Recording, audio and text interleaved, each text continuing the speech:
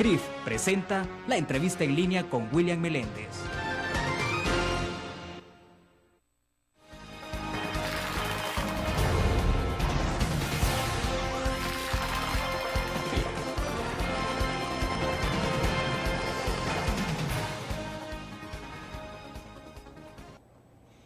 Bienvenidos a la entrevista en línea en este jueves 9 de febrero de 2012. Gracias por estar con nosotros. Saludos a quienes nos acompañan a través de la prensagrafica.com, también a nuestros televidentes que están con nosotros en Canal 25 a las 9 de la noche. Pueden enviar sus comentarios. La ola de criminalidad está provocando un promedio de 12 o 13 asesinatos diarios, pero no solo eso. Se trata también de la vida de las personas y de la ola de extorsiones que continúa y lo que está provocando un aumento de igual manera en el costo de la producción y de la comercialización. En general es un impacto directo en el bolsillo de la población. Los empresarios se han reunido con las nuevas autoridades y les han entregado una serie de recomendaciones. De eso queremos hablar este día justo con nuestro invitado. Está con nosotros en nuestros estudios Luis Cardenal. Él es el presidente de la Cámara de Comercio de nuestro país. Luis, bienvenido. Un gusto. Buenos días, William, y buenos días a los estimados televidentes. Un gusto estar acá. Bueno, se reunieron entonces, Luis, esta semana con el nuevo ministro de Justicia y Seguridad, David Munguía Payés, ¿no? Correcto. Quizás quisiéramos comenzar por ahí, que nos explicara un poco en qué ha consistido ese encuentro, qué les ha motivado. ¿Ustedes lo pidieron o fue una iniciativa del ministro? Nosotros lo solicitamos. Uh-huh. Sí vale aclarar de que ya habíamos tenido un par de reuniones anteriores con el ministro para conocer cuáles eran los planes. Pero para empezar por el principio, el problema de la delincuencia, de la criminalidad, es un problema nacional. O sea, es un problema que nos afecta a todos, que está teniendo un costo humano tremendo en términos de vida, de sufrimiento, de inseguridad, de salud mental y física para la ciudadanía, además de las consecuencias económicas que tiene para el desarrollo del país el combate a la pobreza. Por lo tanto, aquí todos deberíamos de unirnos en el combate contra el crimen y la delincuencia, y los únicos que deberían de estar incluidos son los delincuentes. Pero lamentablemente la tendencia que ya traemos por bastante tiempo en nuestro país ha sido la de ver en qué cosas nos dividimos o qué cosas nos separan o cuáles son las diferencias que tenemos como sectores o como ciudadanos. Y esto lo que ha venido a traer es que tengamos una ciudadanía atemorizada y desorganizada, víctima de un crimen unido y bien organizado. Así las cosas, empezamos ya desde hace algún tiempo. En el año 2010 nosotros les entregamos en aquel entonces Gabinete de Seguridad alrededor de 52 propuestas de cosas que nos parecían, de acuerdo a lo que los mismos socios y ciudadanos nos habían recomendado, cosas que podían hacerse para mejorar el clima que vivíamos en ese momento. Lamentablemente algunas se hicieron con un poco de atraso, otras no se le prestó atención, había un distanciamiento bastante grande con las autoridades, se vislumbraba con mucha desconfianza cualquier aporte que se hacía y no pasó nada. Entonces, después de cuando se empezó a discutir el impuesto al patrimonio para la seguridad, y nosotros pedimos conocer cuál era el plan de seguridad que tenía el gobierno, decidimos hacer unas especies de cabildos o de reuniones con nuestros asociados, con especialistas voluntarios en la materia, e inclusive se contrataron algunos técnicos para recopilar una nueva propuesta que ayudara a resolver el problema de la seguridad. Y esto fue lo que le presentamos al señor ministro el día de ayer. Ahora, entonces ustedes todos los insumos de lo que han presentado en esta iniciativa los han recogido de quienes son miembros de la Cámara de Comercio en todas las filiales a nivel nacional. Sí, digamos que lo primero que se tiene que hacer en un caso como este es elaborar un diagnóstico, ver de dónde le está apretando el zapato a los ciudadanos, y eso hay diferentes crímenes que afectan de diferente manera en diferentes regiones del país. Tenemos, por ejemplo, en San Miguel, que la mayor queja son las extorsiones, son las pedidas de renta. Puede hacer que en ciertas partes de San Salvador sean los asesinatos, en otra el narcotráfico, en otra el contrabando en Santa Rosa de Lima. Entonces, las particularidades regionales de qué es lo que afecta el crimen se toman en cuenta para hacer un diagnóstico y entender qué es lo que está sucediendo en el campo. una vez hecho el diagnóstico, entonces se puede empezar a hacer propuestas de solución. Entendemos que nosotros no tenemos ni la capacidad ni la experticia para dar un plan completo, mágico, que de un día para otro va a resolver las cosas, pero sí al tener un entendimiento, digamos, un poco más profundo de la situación, creemos que podemos aportar mejores ideas y además entender cuál es la parte que nos corresponde a nosotros hacer para resolver el problema, porque no debemos de continuar esa tendencia de pedir que nos llueva maná del cielo, o decirle a las autoridades, mire, usted haga esto y yo me quedo de brazos cruzados y no hago nada. Claro. Ahora, antes de pasar un poco a las iniciativas puntuales que ustedes han presentado, Luis, a lo mejor se nos puede explicar del impacto para quienes nos están viendo en nuestro país, desde luego, pero también a quienes están con nosotros fuera de nuestro país, que puedan entender un poco cuál es el impacto que está teniendo la situación de violencia sobre los comercios, sobre las empresas en El Salvador. Porque, bueno, hay datos que se han cuantificado, por ejemplo, cuánto impacto, la implicación que tiene la violencia en términos generales, se habla del 1.300, 1.400 millones de dólares, por ejemplo, en términos generales de lo que gasta alguien en seguridad, todo eso, lo que implica. Pero en este caso, la parte de comercio. Bueno, nosotros, aclaro, somos la Cámara de Comercio e Industria y al ser la gremial más antigua tenemos participación de nuestros asociados, aunque somos conocidos como Cámara de Comercio, tenemos participación de servicios, exportadores, agrícolas, turismo, empresarias, jóvenes. Tenemos 9 comisiones de diferentes actividades y eso nos obliga a que encontremos acuerdos, denominadores mínimos entre todos, para no concentrar todas nuestras actividades, digamos, solo a favor del comercio y que pueda perjudicar a la industria. Dicho lo anterior, nosotros vemos que apartando el costo humano, que eso es inmedible, eso no tiene cuánto vale la vida de un familiar, de un ser humano, no lo podemos cuantificar. Pero se ha dicho por cifras manejadas por organismos internacionales, Banco Mundial, entre ellas, de que el costo de la violencia y la delincuencia tiene un costo del 11% del PIB, siendo el PIB 22.000 millones de dólares, pues más o menos por ahí podemos sacar cuánto le cuesta al país. Esto frena el desarrollo, frena la inversión, frena la generación de nuevos puestos de trabajo o de empleo dignos, bien remunerados, que es la mejor manera de combatir la pobreza. Y por lo tanto es un fenómeno que de verdad está afectando el desarrollo del país y la vida de todos los salvadoreños. El costo, a veces, inclusive ese mismo costo que es alto, no estamos seguros si incluye una serie de otros aspectos, porque podrá incluir cuánto se gasta en seguridad privada, pero cuánto se gasta en tiempo que pierde un empleado que fue asaltado, que llega tarde, claro. Cuánto se gasta o cuánto cuesta el hecho de que una persona que ha padecido de un crimen llegue nerviosa y no produzca o no trabaje a toda su capacidad, cuánto cuesta todo lo que se pierde y que a veces no se declara. Porque, o sea, siempre habría una especie de subregistro del impacto. Yo me imagino que en los cálculos que se han hecho se habrá tomado en cuenta estas, digamos, cifras negras. De acuerdo. Pero lo que sí es claro es que este problema de la violencia y la delincuencia está afectando la vida de todos los salvadoreños y está afectando nuestra capacidad de podernos desarrollar.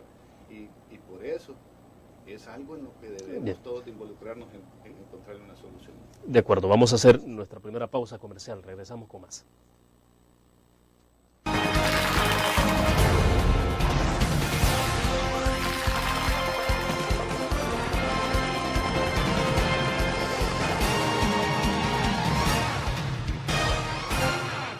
El FMLN en San Marcos, con visión alternativa de desarrollo local, liderada por el doctor Fidel Fuentes, trabaja por embellecer y ordenar la ciudad. La inversión social como apuesta integral a la familia incluye proyectos de red vial, promoción de la salud comunitaria y la producción agrícola, programa de alfabetización, promoción de arte y cultura. Y en todo el municipio se beneficia a la niñez y juventud en el deporte. En San Marcos, por tu seguridad y bienestar, el cambio sigue. Las elecciones sirven para que con nuestro voto corrijamos lo que funciona mal en el país. Y nuestro país funciona mal porque el poder total del FMLN lo ha llevado al abuso y la arbitrariedad. Con ese abuso de poder, el gobierno del FMLN impone a la Asamblea Legislativa soluciones equivocadas, como la del gas o el aumento de impuestos. Por eso necesitamos un sano balance de poder para que juntos encontremos las mejores soluciones y eliminemos del país la corrupción. Te proponemos una asamblea con una mayoría de diputados que sean el sano balance de poder que el país necesita. En Arena somos gente de trabajo a tu servicio.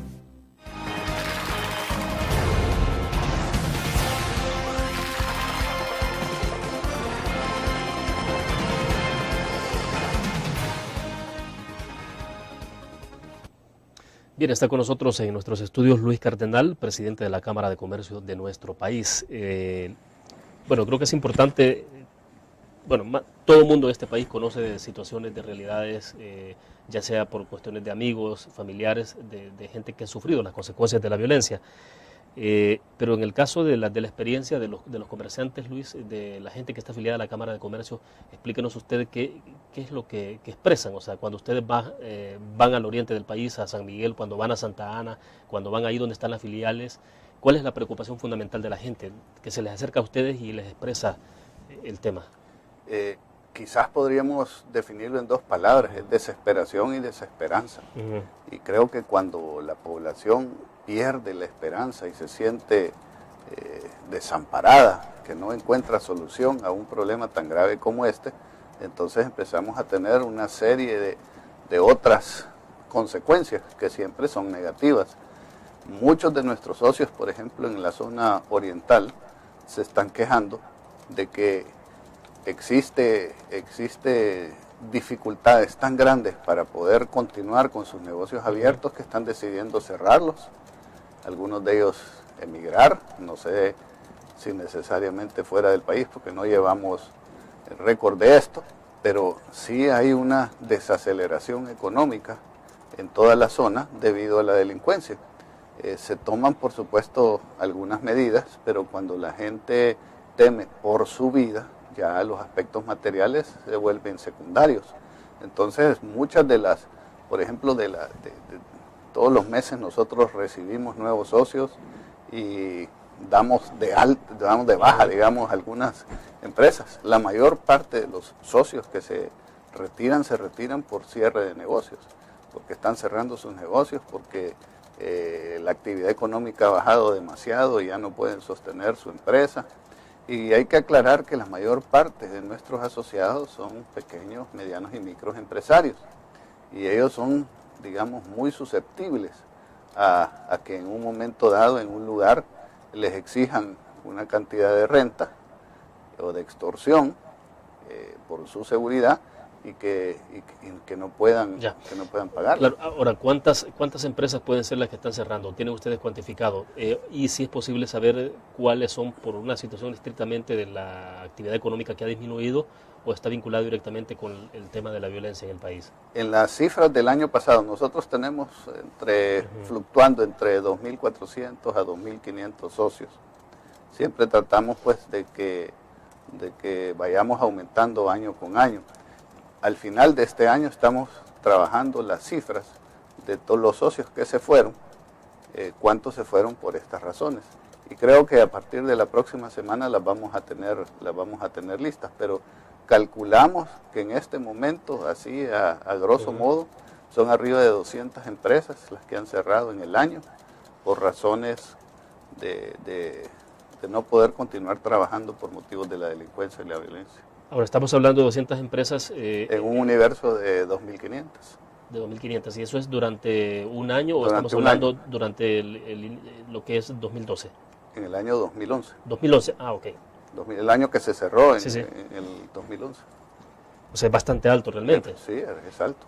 Bueno, estamos hablando de cerca de un 8-9% de empresas de nuestro universo que están siendo afectadas directamente por la delincuencia, y me imagino yo también, y esa es la parte que todavía tenemos que aclarar también, por el hecho de la situación económica, que no ha sido nada bonancible, porque estar creciendo al 1% o al 0.7 o al 1.5, cuando la inflación puede llegar a ser el 5 o el 6%, significa que con solo mantenerse uno está perdiendo.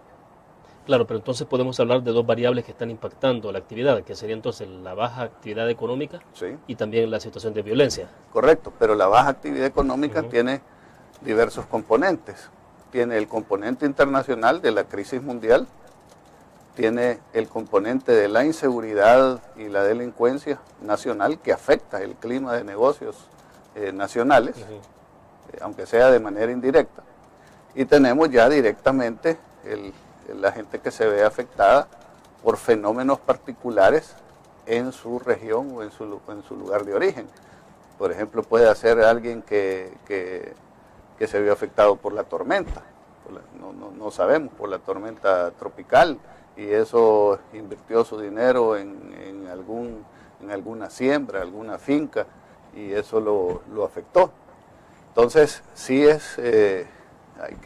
estas cosas pues hay que analizarlo todavía un poco más a fondo y va a depender de la información que quieran dar los afectados en este momento para poderlo determinar. Pero bueno, uno podría esperar, me imagino que como en cualquier país del mundo, en actividad económica siempre ocurren cierres de empresas, es decir, eso no es extraño por la actividad económica, empresas que quiebran simplemente por una mala administración.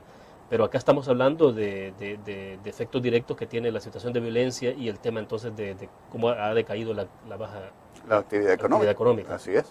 O sea, siempre habrán algunas empresas que cierren por incapacidad, porque se murió alguno de los socios, porque no tuvo capital, porque tomó una mala decisión.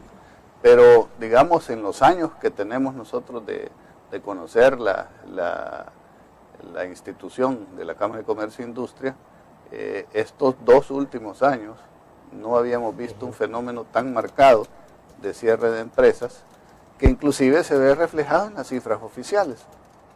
Cuando las cifras oficiales dicen que se está creciendo muy poco o que no se está creciendo, entonces eso refleja esta situación, refleja el hecho de que la actividad económica no está respondiendo a las necesidades de la población. Para nosotros poder reducir la pobreza de manera significativa tenemos que tener crecimientos constantes arriba del 4.5%, y si se pudiera más. En la medida en la que nosotros crezcamos arriba de eso, porcentualmente todos los años los índices de pobreza se van a ir reduciendo. Pero al contrario, lo que tenemos ahora es que puede haber una acumulación de pobreza, es decir, que va a crecer la pobreza. Exacto, y eso es lo que está sucediendo. Y esto es lo que hemos venido señalándole al gobierno, que hay que hacer algo para remediarlo, porque si seguimos creciendo, bueno, esto no es una apología a ningún partido político, a ningún régimen ni nada, pero digamos que en los últimos 20 años tan criticados que se han hecho de los gobiernos de Arena, la pobreza disminuyó de 60 y pico % a 35%, que es bastante pobreza, que todavía hay mucho que hacer, sí, se redujo, pero en los últimos años del presidente Saca y en estos 2 años del presidente Funes, los índices de pobreza han ido aumentando. O sea que el número de pobres que se había logrado rescatar de esa situación de pobreza ha ido aumentando, están volviendo a caer en esa situación. Entonces, si seguimos creciendo al 1,5%, al 2%, quizás nos va a tomar 70 años reducir la pobreza de manera significativa. Por eso es que el crecimiento económico es tan importante y es una de las cosas que debemos de priorizar. Y cuando hablamos del crecimiento económico tenemos que ver cuáles son las causas que impiden que crezcamos. ¿Por qué somos en Centroamérica el país de más bajo crecimiento? ¿Por qué somos en Centroamérica el país de más baja atracción de inversiones? Y entonces, dentro de esos factores, claro que se ha encontrado que la delincuencia y la violencia es uno de ellos, pero no es el único. Está la inestabilidad política, la incertidumbre jurídica, el hecho de que el país, por mucho que se hable y se diga de que hay un rumbo definido, que el país no sienta que tenemos ese rumbo definido, que no se conozca las reglas de juego claras sobre las cuales el país va a invertir, o los inversionistas van a invertir a mediano y a largo plazo, y sobre el cual el país va a hacer sus apuestas estratégicas. Ahora, porque esto no es cuestión de percepciones, es decir, la actividad económica tampoco se mueve exclusivamente por el tema de percepciones, hay realidades concretas. Definitivamente. Es decir, cuando alguien decide no invertir en un país, tiene que haber consideraciones de variables sobre hechos concretos. Hay análisis. Yo no voy a decir que no tenga que ver con la percepción. Y precisamente sí, claro, por eso, porque a veces las percepciones se convierten en realidades. Pero precisamente por eso hay que trabajar en las percepciones, pero las percepciones en la mayor cantidad de las veces cuando se trata de inversionistas están basadas en hechos reales. El inversionista es un hombre cuidadoso o una mujer cuidadosa con su dinero, analiza una serie de factores, analiza, por ejemplo, a la hora de una disputa comercial, ¿cómo se va a resolver?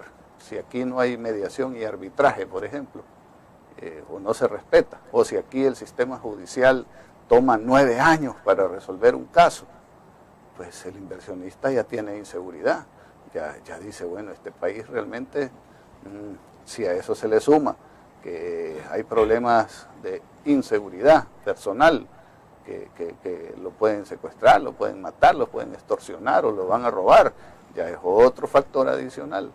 Si la inestabilidad política, porque existen, digamos, propuestas en el ámbito de que alguien que dice que va a cambiar las reglas de juego, que quiere cambiar el sistema democrático de un sistema representativo a un sistema participativo, si se habla de que la parte económica hay que modificarla porque no se crea una economía de mercado, sino que en una economía centralmente planificada o en un socialismo del siglo XXI, y se ve lo que está pasando en estos países donde esto está siendo implementado y donde hay nacionalizaciones y expropiaciones, y si hay medidas como los aumentos de los impuestos que nos hacen menos competitivos, donde las carreteras o los servicios públicos son deficientes, donde se hacen inversiones en el puerto de la Unión, donde se sacan préstamos internacionales y somos incapaces de ponernos de acuerdo sobre cuál es el proyecto de desarrollo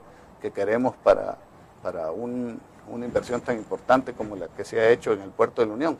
Todos esos factores suman, y entonces el inversionista dice, mejor me voy a otro lugar donde no hayan tantos problemas.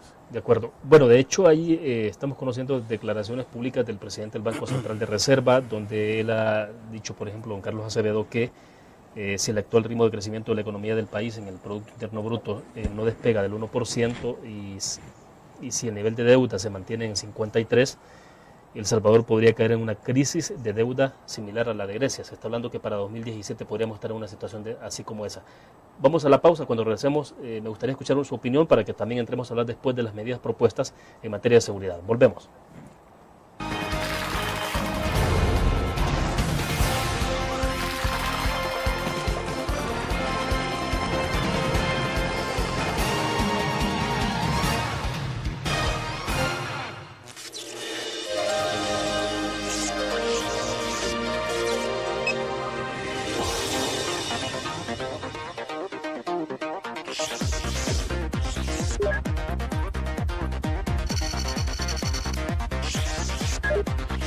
Estimulamos tus sentidos para que leas, veas, escuches e interactúes con la verdad.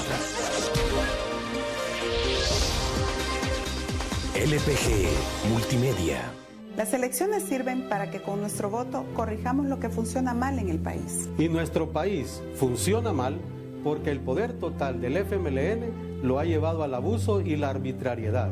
Con ese abuso de poder, el gobierno del FMLN impone a la Asamblea Legislativa soluciones equivocadas, como la del gas o el aumento de impuestos. Por eso necesitamos un sano balance de poder para que juntos encontremos las mejores soluciones y eliminemos del país la corrupción. Te proponemos una asamblea con una mayoría de diputados que sean el sano balance de poder que el país necesita. En Arena somos gente de trabajo a tu servicio.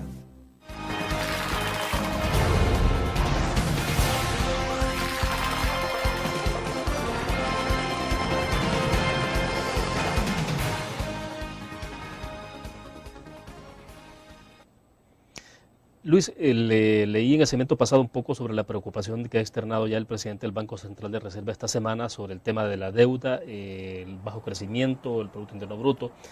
y de consecuencias, sobre todo porque de alguna forma no lo dice cualquier funcionario, pues lo está diciendo el presidente del Banco Central de Reserva y nos está poniendo ante el espejo de Grecia.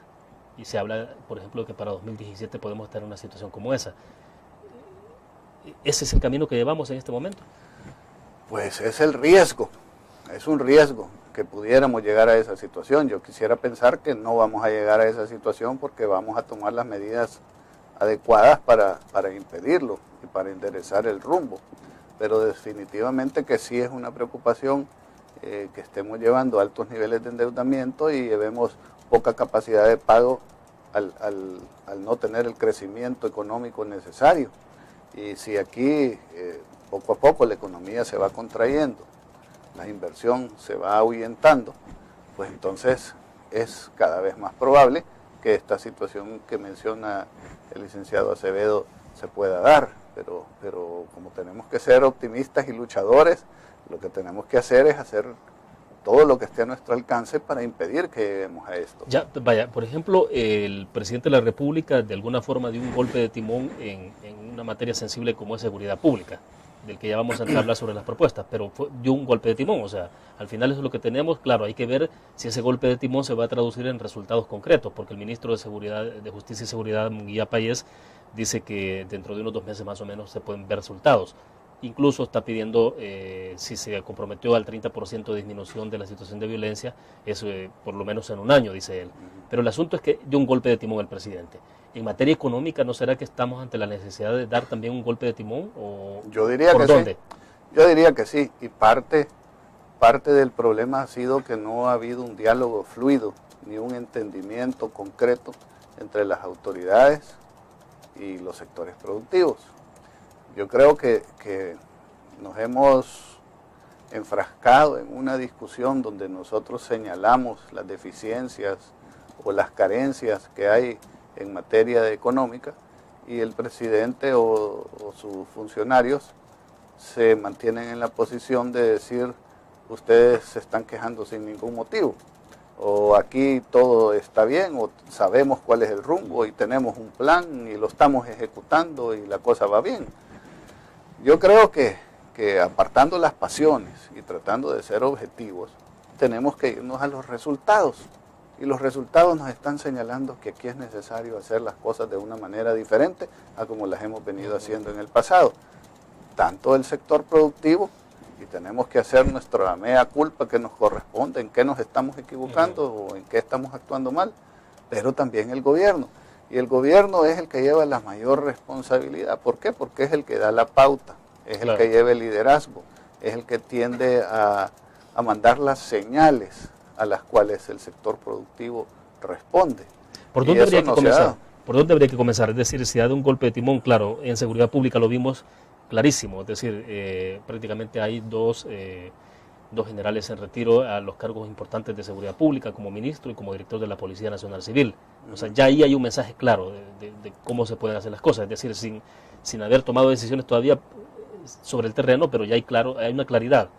¿Qué se puede esperar en materia económica? William, yo diría que hay una cosa es, digamos, el plan, y la otra los actores que lo van a ejecutar. Claro. En el caso de seguridad, digamos que se han cambiado los actores, porque los que estaban anteriormente no estaban dando resultados. Esto genera esperanza, optimismo, etcétera. Ahora hay que hay que ver el plan y hay que ejecutar el plan. Nosotros lo que estamos haciendo es una contribución al plan y un compromiso de hacer la parte que nos corresponda a que el plan se ejecute adecuadamente. De acuerdo, esa es la parte de seguridad, pero quiero que nos detengamos en la parte de la economía. Sí, lo mismo sucede en la parte económica. Estaba ocupando eso de ejemplo porque tú mencionaste que se había dado un golpe de timón, y que es una buena señal, pero no es suficiente. En la parte económica quizás va a sonar vago, pero yo creo que aquí lo que se requiere es un plan de nación. Es decir, miren señores, acordemos cuáles son las reglas de juego, cuál es la base en la cual nos vamos a desarrollar. Esto puede sonar etéreo, puede sonar sin importancia. Sí, pero indica que no se tiene. En mi opinión, no. ¿Por qué aquí se hacen una gran cantidad de análisis? Nosotros los hemos hecho. ¿Por qué aquí tenemos los problemas de bajo crecimiento, de no inversión, etcétera, etcétera. Apartemos la seguridad. Y la razón es que el inversionista no se siente seguro de conocer cuál es el rumbo ni cuáles son las reglas en las cuales él se va a desarrollar. ¿Y por qué esto se da? En gran parte, y esta es mi opinión muy personal, pero la sostengo hasta que alguien me demuestre que estoy equivocado, es que aquí hay como dos propuestas, desde la época de la guerra, hay como dos propuestas, dos visiones de país. Una, por una fuerza política que dice que aquí lo que hay que hacer es cambiar el sistema, que el sistema capitalista es la razón de la pobreza y de los fracasos y no sé qué, entonces que hay que poner un sistema nuevo, que lo vamos a llamar, para llamarlo de alguna manera, el socialismo del siglo XXI. O sea, está presente eso, porque de repente, en las discusiones, de repente eso se diluye un poco. Bueno, digamos, veamos la manera en cómo se ve un problema real, como es el problema de los impuestos o del déficit fiscal. Nosotros creemos que el déficit fiscal se debe de ver en todos sus componentes, en el componente del endeudamiento, en el componente del crecimiento, en el componente de la inversión, en el componente del gasto público y en el componente de los ingresos. La otra parte lo ve en que los gastos se tienen que continuar. Los proyectos, aunque no estén dando resultados, o sean proyectos populistas que no benefician en el largo plazo el combatir la pobreza, pues tienen que mantenerse, porque eso nos da votos y nos da poder electoral. Y debemos además de cobrarle a los ricos, ¿verdad?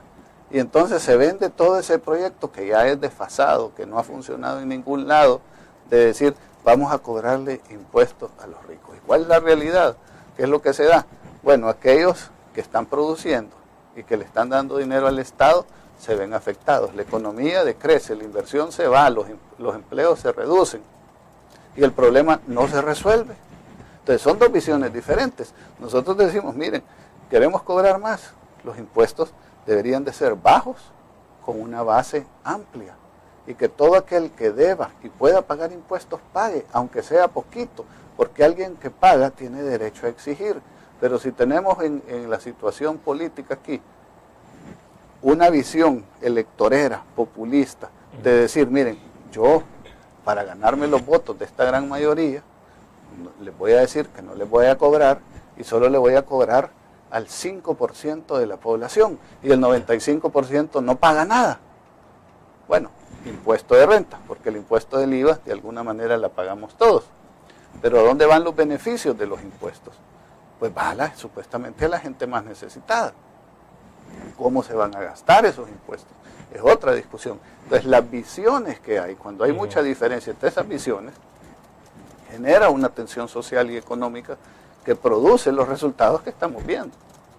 Entonces, aunque pareciera que uno está ideologizado y que aquí está viendo fantasmas que no existen y todo, cuando uno se va al análisis puntual de todas estas cosas, nos damos cuenta de que aquí existe en el colectivo económico y social muchos temores, que si son reales o no son reales, pues esas son las cosas que se deben de discutir en un pacto de nación y donde se desarrolle una visión de futuro para el país y dónde van a ser las apuestas y cuáles son las reglas en las cuales estas apuestas se van a llevar adelante. Bien, vamos a la pausa. Cuando regresemos ahora sí entremos a hablar concretamente de las medidas que ustedes están proponiéndole al Ejecutivo desde el diagnóstico que han hecho con el sector de empresarios y comerciantes en este país. Vamos a una pausa.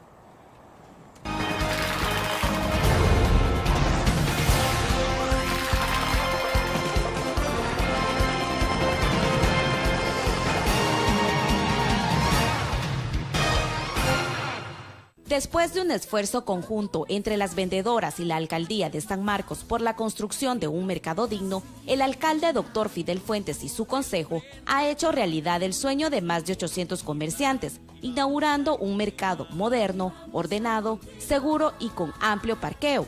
El Dr. Fidel Fuentes y su gobierno transforma San Marcos en un polo de desarrollo socioproductivo al servicio de sus ciudadanos.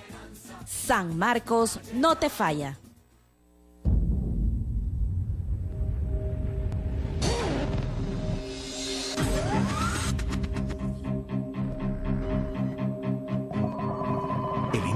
una estrategia financiera desde los negocios y la actividad económica hacia toda Centroamérica. El Economista Regional, una revista especializada donde encuentras el panorama empresarial y los principales movimientos financieros. El Economista, el modelo regional de información económica.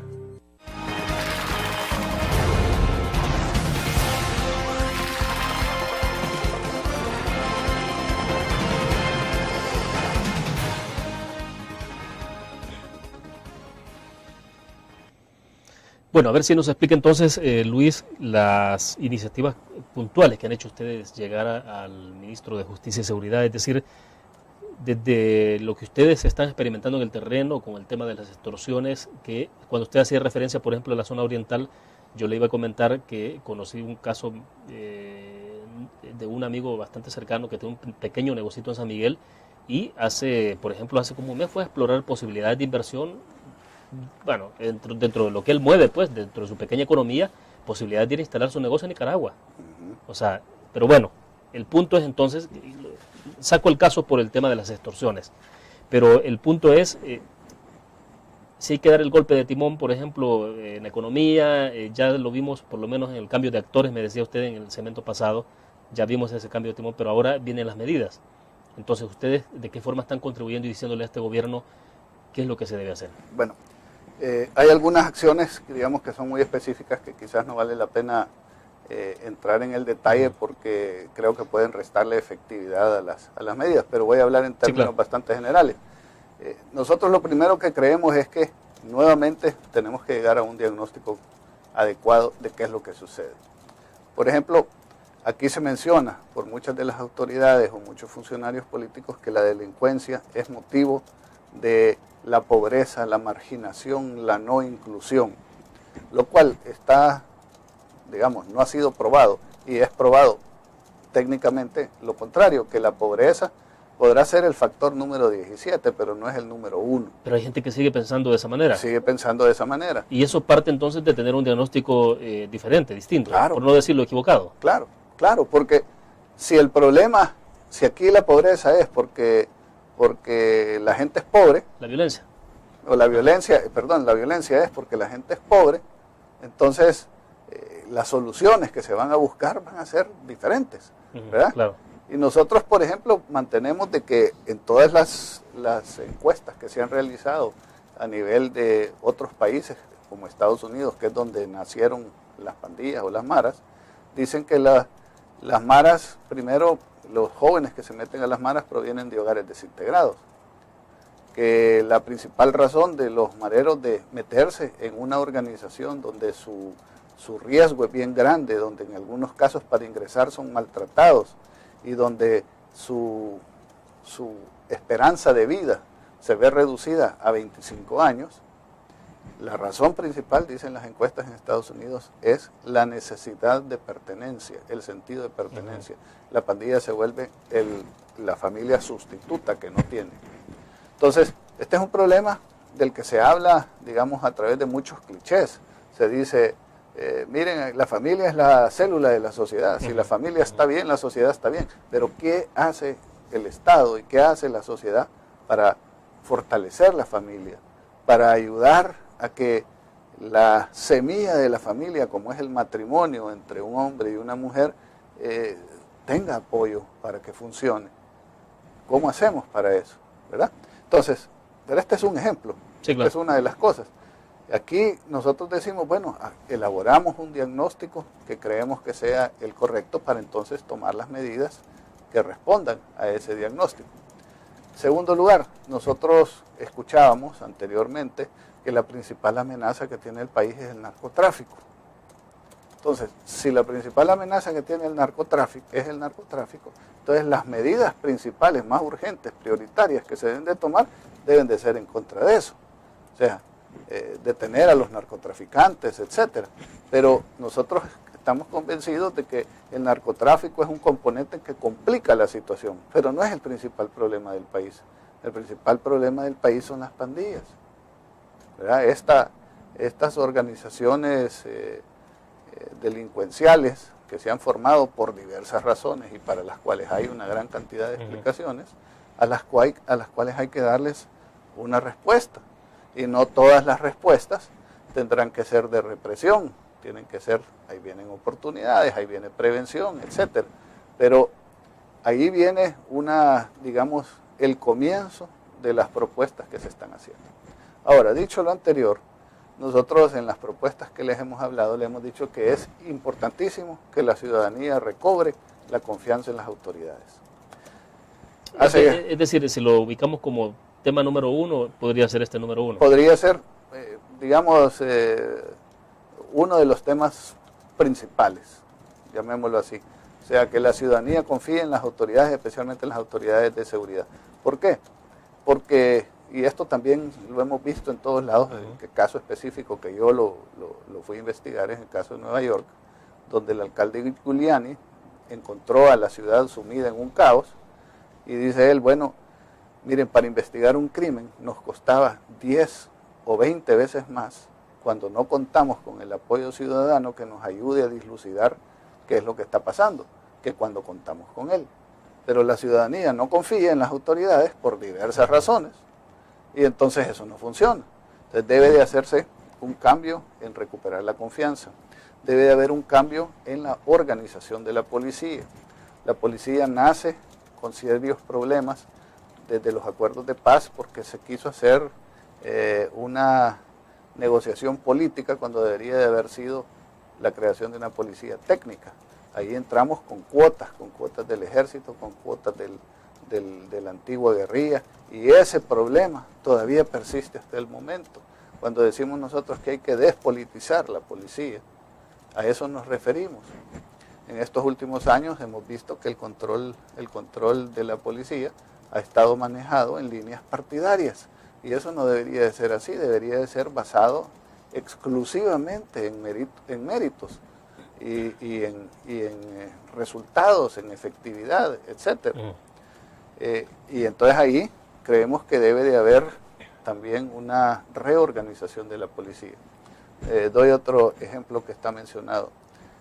Antes habían unidades especializadas, la unidad antisecuestro, la unidad anticrimen, la DECO, sí, la unidad. Ahora se ha hecho una sombría en la cual hay una, digamos, subdirección de investigaciones. Y puede hacer que el crimen de un secuestro se lo asignen a alguien que era especialista en homicidios. No quiere decir que sea malo el investigador, pero cada quien se va especializando en la materia. En su área. Entonces, esto requiere de una reorganización de la institución policial para que sea más adecuada. Hay otros aspectos, por ejemplo, de la distribución regional. Aquí tenemos la policía. Si quiere lo dejamos para el siguiente segmento y hablamos de ese tema de cómo se está distribuyendo regionalmente, porque también a esos niveles ha habido reacomodos. Sí. Y lo interesante es que, por ejemplo, algunas personas que hace 2 años y medio fueron de alguna manera desplazadas, ahora están volviendo a esos lugares. Por ejemplo, si esas son buenas señales, digo, por el tema de experiencia o qué. Vamos a una pausa.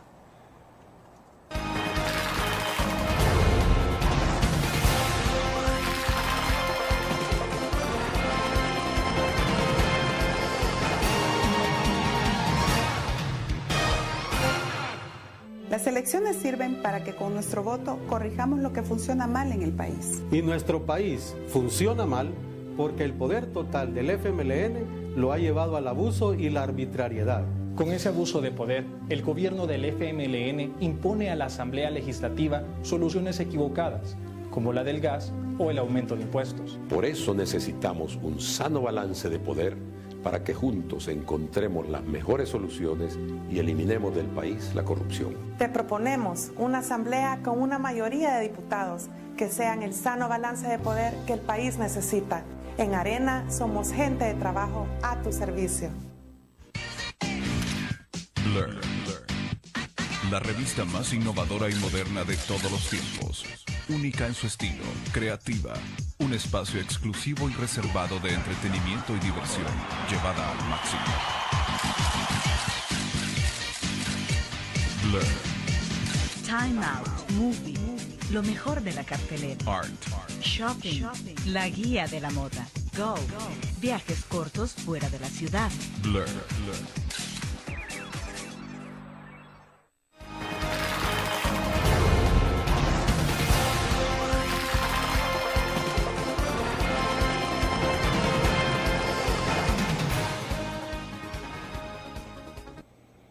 Luis, entonces, bueno, estamos hablando de que es necesario, es importante retornar, por ejemplo, al tema de la especialización en la investigación. Esto implicaría de volver a la creación de las divisiones especializadas. Correcto. Pero hay otras cosas que tienen que ver, por ejemplo, con el tema del fortalecimiento del programa de protección a víctimas y testigos. Bueno, hay muchas otras cosas más, pero estamos hablando siempre en el tema de las prioridades, qué es lo que se puede ir priorizando de inmediato. Es que este es un problema sumamente complejo, nosotros lo entendemos, y por eso es a veces difícil poderlo explicar en un espacio de tiempo tan reducido. Sí, claro. Pero, digamos, hay que hacer trabajos al interior de la policía, que es la que tiene que ver mayoritariamente con la represión del delito. Pero también hay trabajo que hacer con la coordinación con otras instituciones que también tienen que ver con el combate a la delincuencia. ¿Por qué los delincuentes delinquen? Bueno, podrán ser aspectos psicológicos, psicópatas, etcétera. Pero gran parte de las razones comprobadas técnicamente te dicen de que el delincuente toma la decisión de delinquir dependiendo de las posibilidades de la impunidad. Y si aquí de 100 homicidios se investigan 13 y de 13 se castigan 2, entonces tú tenés que el 98% de los crímenes gravísimos como es el homicidio quedan en la impunidad. Sí, claro. Entonces el delincuente dice que tengo yo que perder. Es como un incentivo adicional para delinquir. Parte de esas razones también tienen que ver con cómo se interrelacionan y cómo funcionan individualmente la Fiscalía y el órgano judicial. Bueno, esta semana vimos una noticia que me pareció un poco alentadora, porque al final, como esto se trata también de mensajes, no habíamos visto por bastante tiempo ese tipo de encuentros. Los fiscales, jueces y la Policía Nacional Civil, Mendoza Cordero estuvo reunido con ellos, que, o sea, más allá de si antes lo habían hecho o no quizás, pero era privado, ahora por lo menos se manda una señal más clara, parece, que es percepción digamos, pero parece que hay otra intención ya de comenzar a trabajar de manera coordinada. Y eso, al menos hay una reunión. Claro, y eso es bueno. Ahora hay que darle seguimiento y que se den los resultados, ¿verdad? Pero digamos, es un buen comienzo que nos llena de esperanza, por lo cual nosotros desde un inicio le dimos el apoyo o el beneficio de la duda al nuevo gabinete de seguridad y al mismo presidente de la República, porque repito, nosotros no nos oponemos solo por oponernos, nos oponemos cuando creemos que eso es lo mejor que podemos hacer para ser escuchados y para que la cosa se componga. Entonces aquí hay que hacer una coordinación del trabajo entre la policía, la fiscalía, el órgano judicial, la ciudadanía. Hay que hacer un cambio de leyes en la Asamblea Legislativa. Se les menciona también aquí el hecho de que tenemos códigos demasiado garantistas que fueron elaborados en un periodo y por personas asesoras que vinieron con una mentalidad de que la principal amenaza que había para los ciudadanos provenía del Estado. Partiendo de la experiencia que teníamos inmediata de la guerra, o sea, de la guerra, podría ser comprensible en un momento que estábamos recién, 3, 4 años de haber salido del conflicto, ¿no? Exacto, y por eso digo, se cometieron errores, yo no estoy tratando de echar culpas al pasado, sino que es lo que tenemos que hacer de cara al futuro, porque aquí ya se ha dicho hasta la saciedad que tenemos leyes para un país que no es el nuestro, tenemos leyes para suizos, dicen algunos. Bueno, de hecho ayer hablábamos con Rodrigo Ávila, director de la Policía Nacional Civil, y él decía, bueno, la necesidad, por ejemplo, de que la ley de proscripción de pandillas se derogue y mejor se pueda crear toda esta normativa alrededor de la ley especial contra el crimen organizado, por ejemplo, porque de todas maneras la ley antipandillas no está funcionando. Pero él mencionaba, por ejemplo, casos concretos, decía en Estados Unidos, si a un joven que está en una zona que puede ser considerada como de excepción, o de amenaza de pandillas, le encuentran un celular y él no tiene cómo demostrar de quién es el celular, ese joven se va detenido. Correcto. Que son como las medidas que se pueden impulsar. ¿Por qué no se hace en El Salvador? ¿Por qué, por ejemplo, en El Salvador no se puede establecer el récord delictivo de un joven aunque sea un menor de edad? ¿Por qué se hace en Estados Unidos? ¿Por qué se hace en otros países y no en El Salvador? Precisamente por la legislación proteccionista que tenemos, irreal a nuestra realidad. Aquí ustedes padecieron el caso de aquel fotógrafo periodista que captó en el acto un asesinato y, claro, y el énfasis no se volvió en el asesinato, sino en que si debía de haber sacado la cara o no de la persona, del individuo que mató al otro. O sea, aquí estamos es el país donde el plomo flota y el corcho se hunde.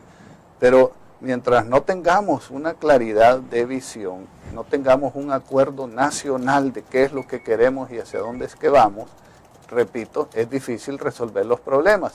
Porque si aquí se va, cada vez que se hace esto y se trata de poner orden en algún lugar, el énfasis es en los derechos humanos y las víctimas se quedan calladas porque están atemorizadas, y entonces 40.000 delincuentes ponen en jaque y tienen aterrorizados a 5 o 6 millones de habitantes honrados, entonces estamos mal, pues. Entonces, dentro de estas propuestas está el hecho de que se tiene que cambiar la legislación. Bien, debo hacer otra pausa. Cuando regresemos, el papel de la empresa privada en esto, bueno, está claro, hay una propuesta concreta, creo que es un aporte ya importante, pero el punto es, ¿se limita a eso el papel de la empresa privada? Dejo plantear la interrogante, vamos a una pausa.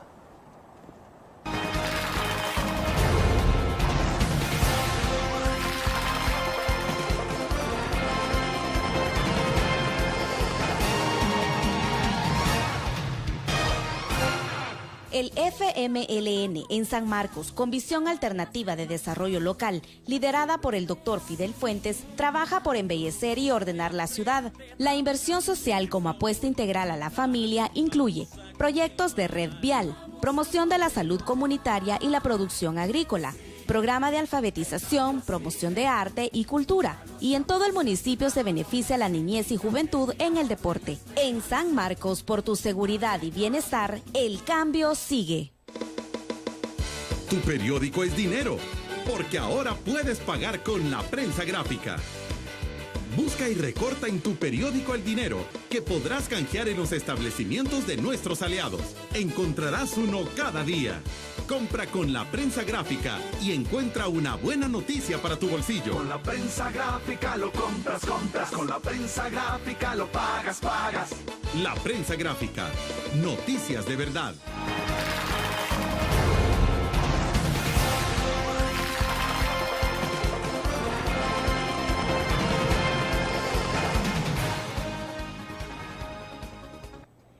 Bueno, termina entonces hasta ahí la iniciativa de la Cámara de Comercio de presentar esta propuesta a la Policía Nacional Civil, al Gabinete de Seguridad, o va más allá. ¿Hay un compromiso en qué términos, por ejemplo? No, nosotros esto es un comienzo. Nosotros es, digamos, una demostración de que y una prueba de que podemos tratar al menos de trabajar juntos en resolver este problema de índole nacional.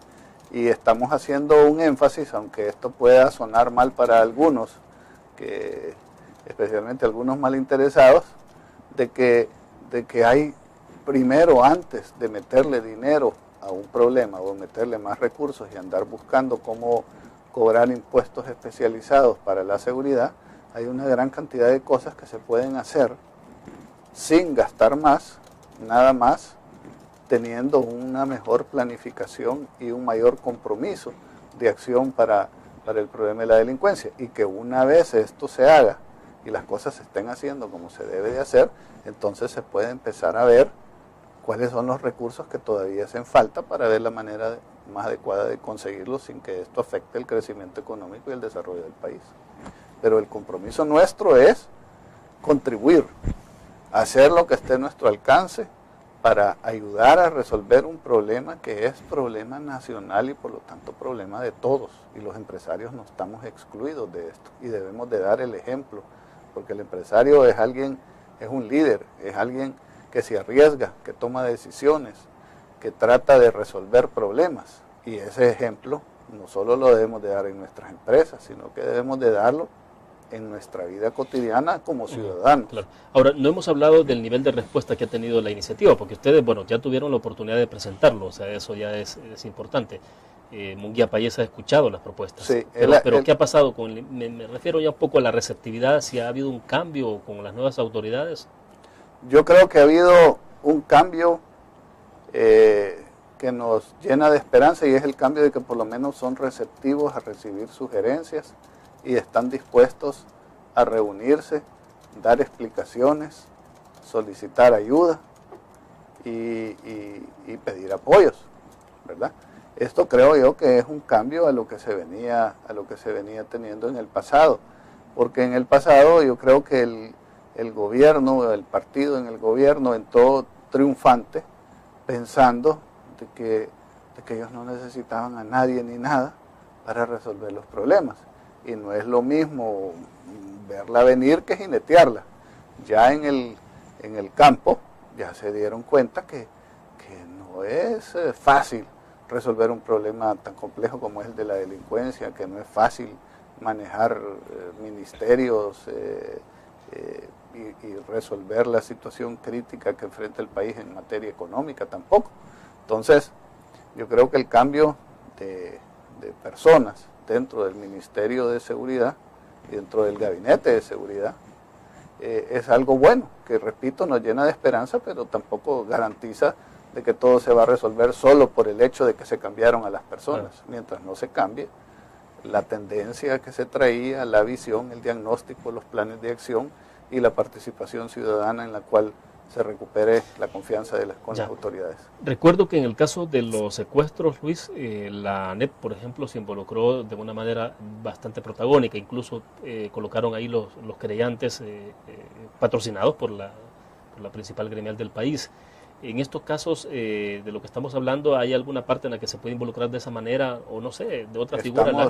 Estamos abiertos a eso. Bueno, la ANEP es la cúpula de las gremiales, exacto, o sea, es la gremial de gremiales.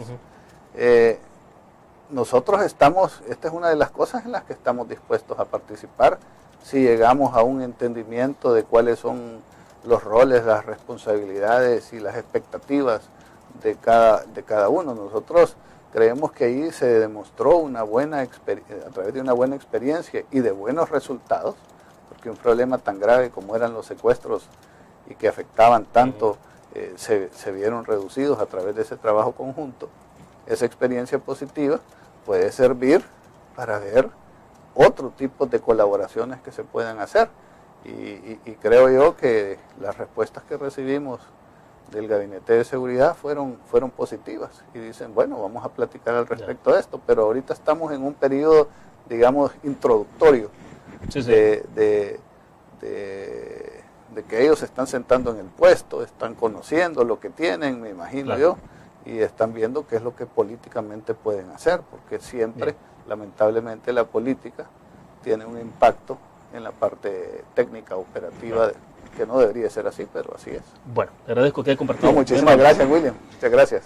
Bueno, terminamos de esta forma la entrevista en línea. Les invito a que nos acompañen mañana. Estará con nosotros en nuestros estudios Edwin Zamora, candidato a diputado por San Salvador por el Partido Alianza Republicana Nacionalista Arena. Nos vemos mañana.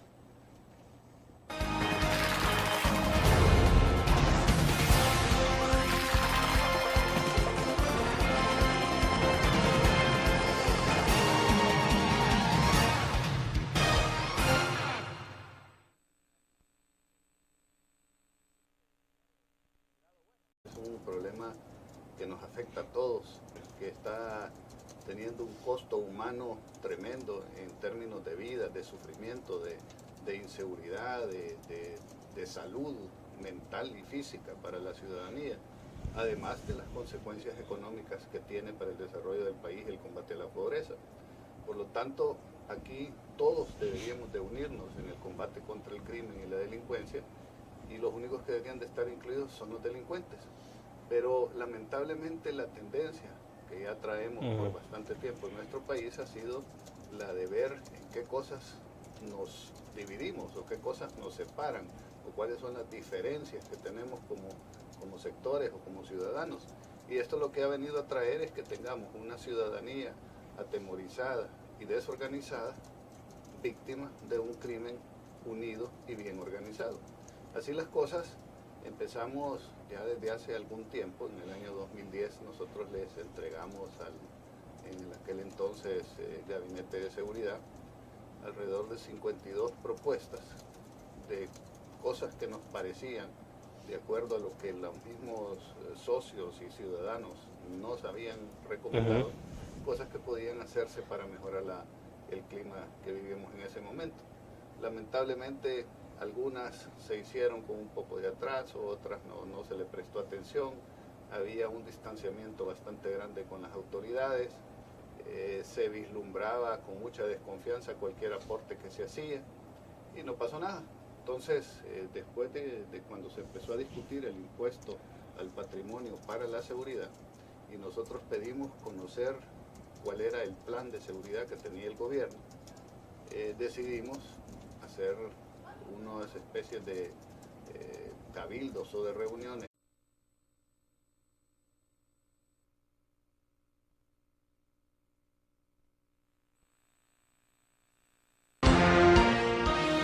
CRIF presenta la entrevista en línea con William Meléndez.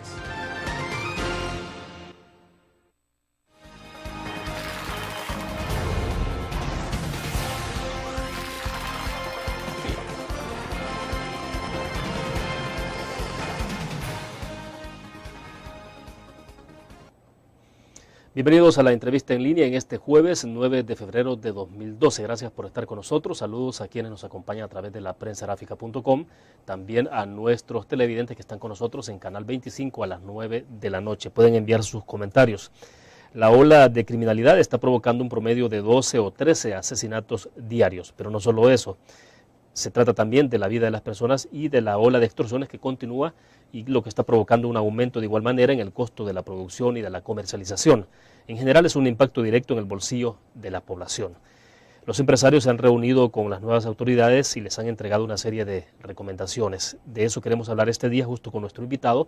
Está con nosotros en nuestros estudios Luis Cardenal. Él es el presidente de la Cámara de Comercio de nuestro país. Luis, bienvenido. Un gusto. Buenos días, William, y buenos días a los estimados televidentes. Un gusto estar acá. Bueno, se reunieron entonces, Luis, esta semana con el nuevo ministro de Justicia y Seguridad, David Munguía Payés, ¿no? Correcto. Quizás quisiéramos comenzar por ahí, que nos explicara un poco en qué ha consistido ese encuentro, qué les ha motivado. ¿Ustedes lo pidieron o fue una iniciativa del ministro? Nosotros lo solicitamos. Sí vale aclarar de que ya habíamos tenido un par de reuniones anteriores con el ministro para conocer cuáles eran los planes. Pero para empezar por el principio, el problema de la delincuencia, de la criminalidad, es un problema nacional, o sea, de todos los salvadoreños.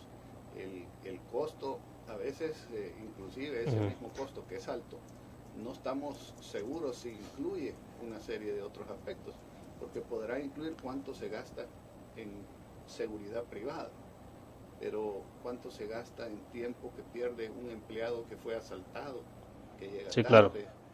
Cuánto se gasta o cuánto cuesta el hecho de que una persona que ha padecido de un crimen llegue nerviosa y no produzca o no trabaje a toda su capacidad, cuánto cuesta todo lo que se pierde y que a veces no se declara. O sea, siempre habría una especie de subregistro del impacto. Yo me imagino que en los cálculos que se han hecho se habrá tomado en cuenta estas, digamos, cifras negras. De acuerdo. Pero lo que sí es claro es que este problema de la violencia y la delincuencia está afectando la vida de todos los salvadoreños y está afectando nuestra capacidad de podernos desarrollar. Y por eso es algo en lo que debemos todos involucrarnos en encontrar una solución. De acuerdo, vamos a hacer nuestra primera pausa comercial. Regresamos con más.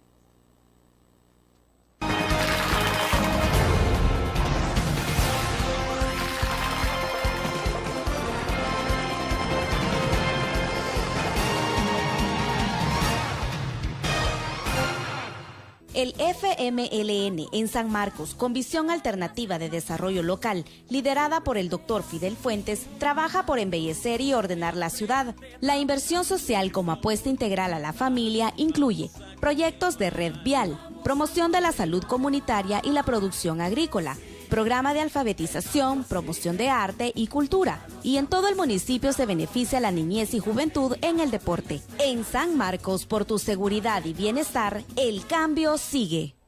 Las elecciones sirven para que con nuestros asociados, con especialistas voluntarios en la materia, e inclusive se contrataron algunos técnicos para recopilar una nueva propuesta que ayudara a resolver el problema de la seguridad. Y esto fue lo que le presentamos al señor ministro el día de ayer. Ahora, entonces ustedes todos los insumos de lo que han presentado en esta iniciativa los han recogido de quienes son miembros de la Cámara de Comercio en todas las filiales a nivel nacional. Sí, digamos que lo primero que se tiene que hacer en un caso como este es elaborar un diagnóstico, ver de dónde le está apretando el zapato a los ciudadanos, y eso hay diferentes crímenes que afectan de diferente manera en diferentes regiones del país. Tenemos, por ejemplo, en San Miguel la mayor queja son las extorsiones, son las pedidas de renta. Puede hacer que en ciertas partes de San Salvador sean los asesinatos, en otra el narcotráfico, en otra el contrabando en Santa Rosa de Lima. Entonces, las particularidades regionales de qué es lo que afecta el crimen se toman en cuenta para hacer un diagnóstico y entender qué es lo que está sucediendo en el campo. Una vez hecho el diagnóstico, entonces se puede empezar a hacer propuestas de solución. Entendemos que nosotros no tenemos ni la capacidad ni la experticia para dar un plan completo, mágico, que de un día para otro va a resolver las cosas, pero sí al tener un entendimiento, digamos, un poco más profundo de la situación, creemos que podemos aportar mejores ideas y además entender cuál es la parte que nos corresponde a nosotros hacer para resolver el problema, porque no debemos de continuar esa tendencia de pedir que nos llueva maná del cielo, o decirle a las autoridades, mire, usted haga esto y yo me quedo de brazos cruzados y no hago nada. Claro. Ahora, antes de pasar un poco a las iniciativas puntuales que ustedes han presentado, Luis, a lo mejor se nos puede explicar del impacto para quienes nos están viendo en nuestro país, desde luego, pero también a quienes están con nosotros fuera de nuestro país, que puedan entender un poco cuál es el impacto que está teniendo la situación de violencia sobre los comercios, sobre las empresas en El Salvador. Porque, bueno, hay datos que se han cuantificado, por ejemplo, cuánto impacto, la implicación que tiene la violencia en términos generales, se habla del 1.300, 1.400 millones de dólares, por ejemplo, en términos generales de lo que gasta alguien en seguridad, todo eso, lo que implica. Pero en este caso, la parte de comercio. Bueno, nosotros, aclaro, somos la Cámara de Comercio e Industria y al ser la gremial más antigua tenemos participación de nuestros asociados, aunque somos conocidos como Cámara de Comercio, tenemos participación de servicios, exportadores, agrícolas, turismo, empresarias, jóvenes. Tenemos 9 comisiones de diferentes actividades y eso nos obliga a que encontremos acuerdos, denominadores mínimos entre todos, para no concentrar todas nuestras actividades, digamos, solo a favor del comercio y que pueda perjudicar a la industria. Dicho lo anterior, nosotros vemos que apartando el costo humano, que eso es inmedible, eso no tiene cuánto vale la vida de un familiar, de un ser humano, no lo podemos cuantificar.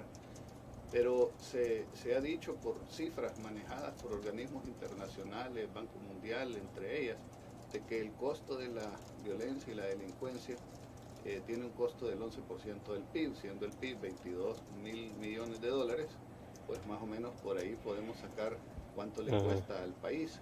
Esto frena el desarrollo, frena la inversión, frena la generación de nuevos puestos de trabajo o de empleo dignos, bien remunerados, que es la mejor manera de combatir la pobreza. Y por lo tanto es un fenómeno que de verdad está afectando el desarrollo del país y la vida.